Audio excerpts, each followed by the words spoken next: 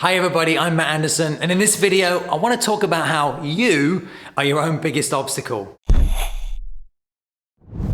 As you know, I've spent the last 20 years coaching hundreds and hundreds of financial advisors, yes, how to bring in more business, but also how to get out of their own way, and that's very much the topic today. The big picture are, there's 5 main areas we have to work on: shifting identity, creating power habits, coming up with a process to be able to ask anyone for anything, turning those many good relationships we've got into great advocates. But then the final one is we have to look in the mirror and acknowledge that if we're going to get where we really, really want to go, we're the ones that are going to have to accept that we are our biggest obstacles. And I think that's quite hard for a lot of people.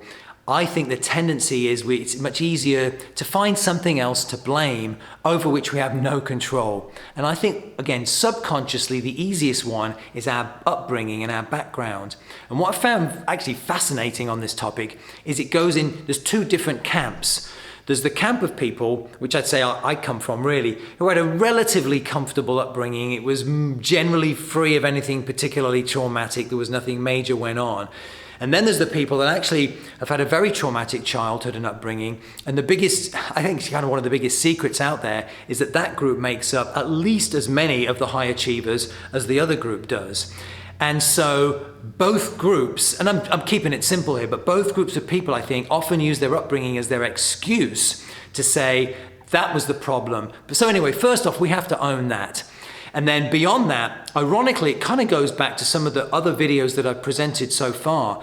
The next step is to shift our identity. We have to see ourselves as a different type of person. And then we have to do things and create those habits and power habits to prove to our brain that we can become somebody that we currently aren't so that we can get different results. That's part of the process, but there's some bigger things as well. Again, if it was really that simple, everybody would already be doing it. So other pieces that go into the puzzle are, we have to own everything, all the results we have in our life, from the great ones to the really rubbishy ones. That's another piece to it. And then as we do these little pieces incrementally and grow, especially through doing small things, small habits on an incremental basis, that's what builds, though, the self-respect and the self-worth, where we start to feel like, actually, I'm earning the right to be able to do bigger and better things.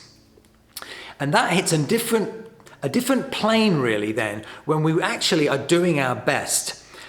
And that's a really great place to be, because once you accept that you're doing your best and you actually can't do better than that, then you realize that you can't work any harder and you've earned a certain degree of success, but you also you start to realize then, these strategies I need some different strategies now. So once you've got to this level, then you say, okay, what I'm doing is getting me to, let's say, this level, but I want to get up here, so I'm going to need some different ways, I'm going to need help to get there, and then we become more open to get to different ways to do it. And then what's particularly interesting, I think, is then it becomes part of a circle again. And then we say, okay, so what kind of identity or mindset do I need if I'm going to start living at this level? What type of people do I need to be thinking like? Because that's what a lot of this is about. I need to think like these people who think differently than people at these different levels, because that's the way the world works.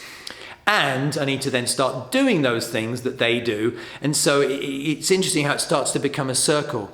But I hope I've been clear enough about what that process involves, because the best part about it is that you can do this as well.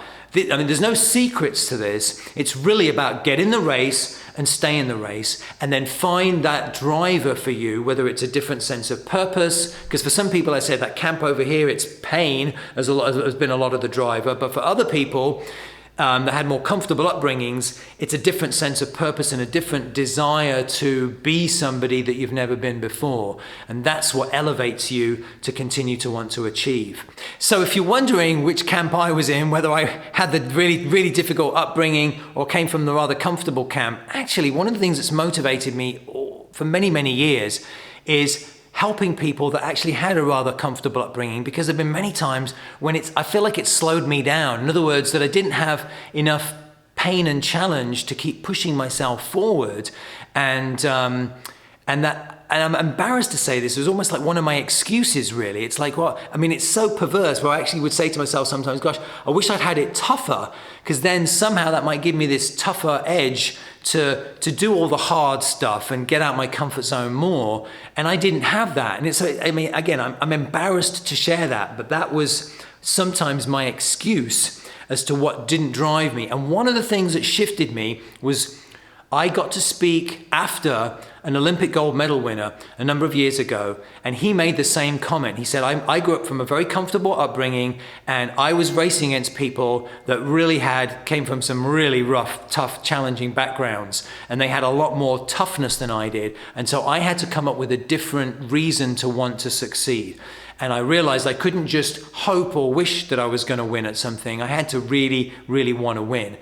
And that was a useful way for me to look at it. And that's something that, again, if you've had a relatively comfortable upbringing, you don't have to have that mindset, but you have to connect it to some other kind of sense of purpose. Anyway, I hope that's helpful, because yes, we've all been on this road to get to where we want to go. Please leave a comment on what you found most helpful or what your next step is, and I'll look forward to seeing you on the next video.